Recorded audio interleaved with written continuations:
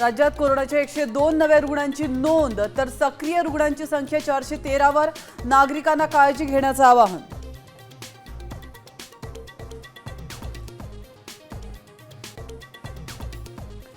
रायगड रत्नागिरीला red alert तर मुंबई पुण्यात ऑरेंज अलर्ट। राज्यामध्ये मुसळधार पावसाचा अंदाज।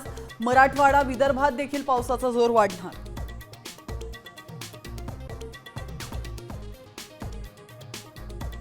पुण्याला सलग दुसऱ्या दिवशी पावसानं झोडपलं।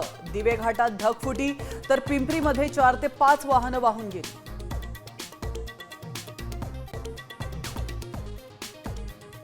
उदय सामंतांच्या भेटीनंतर बच्चू कडूंचं उपोषण स्थगित। आश्वासन न पाळल्यास पुन्हा आंदोलनाचा इशारा। तर पुण्यामध्ये अजित पवारांच्या कार्यक्रमात कडू समर्थकांचा राडा।